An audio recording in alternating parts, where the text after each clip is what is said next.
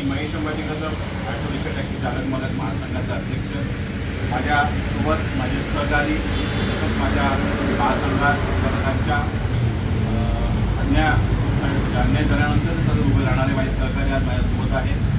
आज महासंघाची बैठक झाली. बैठकीमध्ये फक्त सर्वांनाच माहिती असेल की महाराष्ट्रावर फक्त एकच मुद्दा आहे, जो रिक्षा पासिंग संदर्भात लागणारा दंड आहे, जो CF आहे, दररोजचा 50 रुपये, त्या संदर्भातला हा विषय आहे.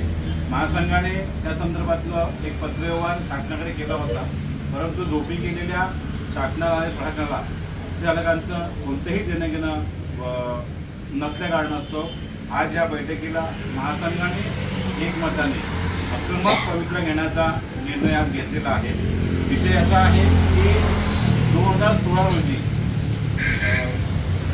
रिक्षा पासिंग संदर्भात वेळ न गेल्यामुळे, विलंब झाल्यामुळे गेली 2 ते 50 रुपये आकारणी संदर्भातला एक अधिसूचना केंद्राने जाहीर केली होती. त्या अधिसूचनेनुसार महाराष्ट्रामध्ये पूर्ण भारत देशामध्ये त्याची अंमलबजावणी करण्यास सुरुवात झाली होती, परंतु स्थानिक लेवलला ज्या ज्या संघटना आहेत त्या महाराष्ट्रातील एक बस चालक संघटनेने त्या संदर्भातला आवाज उचलला आणि एक मुंबई उच्च न्यायालयामध्ये याचिका दाखल केली. त्या याचिकेच्या अनुषंगाने मुंबई उच्च न्यायालयाने दंड आकारणी संदर्भातली स्थगिती दिली होती. ही स्थगिती 2024पर्यंत होती. 17 ते 2024पर्यंत स्थगिती कायमस्वरूपी होती. परंतु लोकसभेच्या निवडणुकीच्या काळामध्ये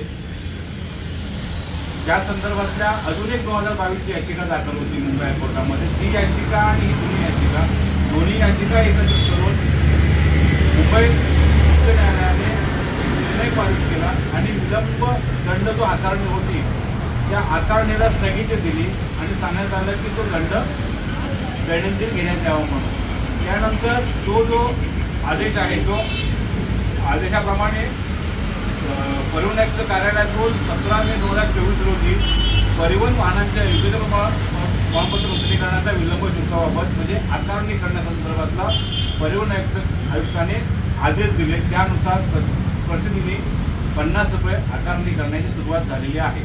मुळात निवडणूक लोकसभेच्या काळामध्ये हा घेतलेला निर्णय अत्यंत चुकीचा होता. प्रशासनाला किंवा शासनाला संदर्भातला जाणीव असताना सुद्धा एकंदरीत प्रत्येक जिल्ह्यावाईज ज्याची वस्तुस्थिती होती ती जाणून घ्यायला पाहिजे होती. कारण अनेक ठिकाणी मुंबई शहराव्यतिरिक्त अनेक ठिकाणी हाचं गाड्या पासिंग न केल्याचं प्रमाण जे होतं ते फार जास्त होतं. आता गाड्या पासिंग न करण्याच्या प्रमाणात का वाढलं होतं त्याला अनेक कारणं होती. लॉकडाऊनचा काळातला जो कार्यकाळ होता त्याचा जो वेळ होता त्या वेळेमध्ये अनेक लोकांचे हप्ते थकले होते. त्यामुळे काही गाड्या या बँकेने खेचून घेऊन गेल्या होत्या. काही लोक मरण पावल्यामुळे मरण पडलं, त्याच्यामुळे त्या पासिंग करण्यात अडथळा होता. काही लोकांची परमिट बिल्डू होत नव्हती म्हणून त्यांचे प्रॉब्लेम म्हणजे ज्या काही समस्या होत्या त्या समस्या असल्या कारणास्तव त्या गोष्टी वेळेवर झाल्या नाही. बरेच लोक असे म्हणते व्हिडिओ पाहून की मग वेळेत तुम्ही का केलंच नाही, तर त्याला काहीतरी कारणं होती असतील म्हणून ते झालेलं नाही. परंतु ह्या सर्व गोष्टी होत असताना शासनाने एकतर्फी घेतलेला निर्णय, त्याच्यानंतर आम्ही सातत्याने महाराष्ट्र शासनाकडे पाठपुरावा करत आहोत. परंतु महाराष्ट्र शासनाला हा चालकांचं टॅक्सीवाल्यांचं कोणतंही निर्णय घेणं पडलेलं नाही.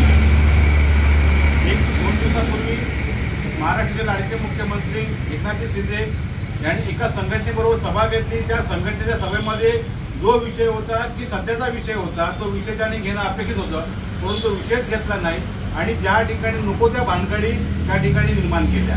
आता कल्याणकारी महामंडळ स्थापित होऊन त्याला जवळजवळ 6 महिने होऊन गेले. मुख्यमंत्र्यांनी 50 कोटीचा फंडही त्याला दिलेला आहे आणि परंतु ते महामंडळ जरी स्थापित केलं असेल तरी त्या संदर्भात जी काही समिती होती समिती निर्माण केली नाही आहे. तर ते त्या ठिकाणी दिलेले आपण निर्णय किंवा त्याची अंमलबजावणी होईल कशी मुळामध्ये. चालकाला ज्या काही मागण्या होत्या त्या तुम्ही त्या सभेत जाहीर केल्या, ठीक आहे. ह्या मागण्या आताच्या नव्हत्या, फार वर्षापूर्वी महाराष्ट्रातील प्रत्येक संघटनेने केलेल्या मागण्या होत्या त्या तुम्ही केल्यात. परंतु त्या सभेला बसलेल्या एकाही संघटनेने सध्या चाललेला मीटर जो पासिंग दंड आहे त्या संदर्भातला आवाज उठवला नाही. हे सर्व गाजर देत असताना एकाही रिक्षाचालकाने आवाज केला पाहिजे की साहेब हे सर्व गाजर बंद करा, आम्हाला फक्त 50 रुपये घेणार की ते बंद करणार या संदर्भातला निर्णय द्या, असं ठामपणे त्या मुख्यमंत्र्यांना सांगितलं पाहिजे. तर कोणीही सांगितलं नाही. त्याच्यामुळे या मंत्रिमंडळाला किंवा या महाराष्ट्र शासनाला प्रशासनाला कुठल्याही प्रकारची संचालकांची व्यथावेदनाची काही पडलेली नाही आहे. त्यामुळे आम्ही जो आक्रमक भूमिका घेतलेला आहे, येणाऱ्या अधिवेशनामध्ये माझी अशी विनंती आहे की विरोधकांनी जे काही विरोधक आहेत, जे काही आमदार असतील, त्या लोकांनी आपापल्या परीने त्या ठिकाणी जो विषय घेतला पाहिजे. माझ्या व्हिडिओच्या माध्यमातून प्रत्येक संचालकाला आणि संघटनेला विनंती आहे की आपण आपल्या स्तरावरती प्रत्येकाच्या आमदारांना, प्रत्येकाच्या जे काही खासदार असतील किंवा जे काही प्रत्येक लोकप्रतिनिधी असतील त्या लोकांना निवेदन द्या, जेणेकरून ती निवेदन देऊन महाराष्ट्रातून याची उग्र स्थिती निर्माण झाली पाहिजे आणि त्यातून काहीतरी आपल्याला हाती लागलं पाहिजे. हा प्रामाणिकपणे प्रत्येकाने उद्देश केला पाहिजे. मी ह्या व्हिडिओच्या माध्यमातून महाराष्ट्रातील विचारकांची संघटना असतील त्यांना विनंती करतो की तुम्ही एकत्र येऊन एकत्र आल्याशिवाय ह्या तिथं निर्णय किंवा न्याय मिळणार नाही आपल्याला. आपण संघटना केली आहे, पण संघटना खरोखरच आता त्या संघटनेचं काय कर्तव्य आहे ते जाणीव करून देण्याची वेळ झालेली आहे. त्यामुळे आता सर्वांनी एकत्र येऊन यासंदर्भात लढा दिला पाहिजे. मी पालघर जिल्ह्यामधून महासंघाच्या माध्यमातून जे काही आंदोलन करणार आहे ते पालघर जिल्ह्यातील संघटनेला विनंती करतो की तुम्ही जर संघटनेने एकत्र घ्या, विचारकांचे काय आहे काही संघटना एकत्र घ्या आणि या उग्र आंदोलनाला तुम्ही पाठबळ द्या, जेणेकरून हा 50 रुपये दंड त्या शासनाला आकारणी बंद करण्याचे आपण भाग पाडलं पाहिजे.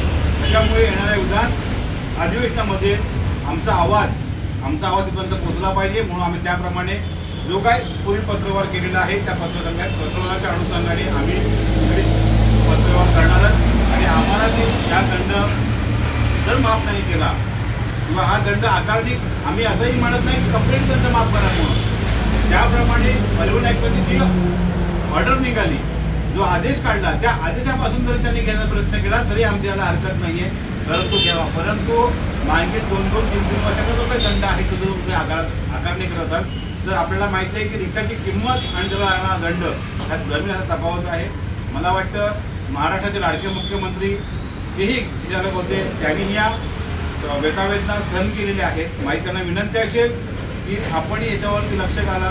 चालकांना गाजर देण्यापेक्षा, विमा कवच देण्यापेक्षा ज्या काय घोषणा तुम्ही केल्या त्या घोषणा केल्या त्याचं आम्ही स्वागत करू, परंतु त्या घोषणा आताच्या घडीला दुसऱ्याला जगला पाहिजे म्हणून त्याच्यावर जो काय दंड आकारणी केलेला आहे, जबरदस्ती जो काय 250 आकारणी केलेली आहे, ती आकारणीचं तुम्ही ज्या सवलत दिलीत किंवा ती आकारणी करण्याची काही नेमवडे तयार केलेत, परिपत्रक निघाल्यापासून जाहीर झाल्यापासून ते केले, तर कदाचित तो विचारायला दिलासा मिळेल. तर तुमचं सुरक्षा कवच असेल, तुमचा विमा असेल किंवा तुमचं महामंडळ असेल, तर महामंडळामध्ये देशाला उडणार नाही अशी स्थिती निर्माण होणार आहे. एकंदरीत त्याचा जर आढावा जर घेतला तर अनेक चालकांचे फिटनेस झालेले नाही आहे आणि आता तर होणारच नाही आहेत, कारण सेफ चालू केलं, दंड चालू केला. दंडाची रक्कमच कोणाची 50,000, कोणाचे 90,000 झालेले आहे. त्याच्यामुळे महासंघाच्या माध्यमातून पालघर जिल्ह्यातून आम्ही निश्चित केलेलं आहे येणाऱ्या 8 दिवसामध्ये जे काही आपण आंदोलन करणार आहे त्या संदर्भातलं, मुंबईच्या संघटना असतील, कल्याण डोंबिवलीची संघटना असतील, अनेक ठिकाणी फेडरेशन आहेत, महासंघ आहेत, हे एकत्रित आहेत, त्याच्यासोबत आम्ही आहोतच.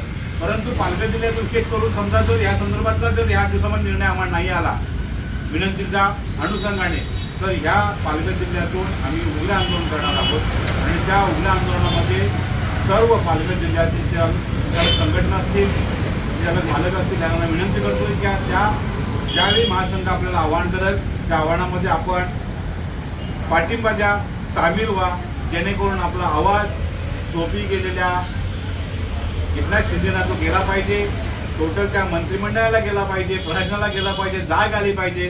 कारण हा जर दंड ठेवला आपण तर आजच्या घडीला आपण तो दंड भरू शकत नाही ना आपण व्यवसाय करू शकत. आपला व्यवसाय जो आहे तो राहिला पाहिजे, जगला पाहिजे, आपण जगलो पाहिजे, आपलं कुटुंब जगलं पाहिजे. त्यासाठी तुम्ही एकत्र घ्या. हे कुठल्याही आंदोलन असणार, हा महासंघ कुठल्याही राजकीय पार्टीचा नाही आहे, हा तुमचा आमचा आहे. आपली निशाणी आहे दीक्षा, आपला झेंडा आहे काळा पिवळा आणि या काळ्या पिवळ्या झेंड्याच्या खाली सर्व एकत्र येऊन या आंदोलनाला पाठिंबा द्या. महासंघ आपली भूमिका, आंदोलन संदर्भातली भूमिका 8 दिवसामध्ये मांडत आहे. त्या संदर्भातले काही पत्रावर असतील, त्याच्या काही डिझाईन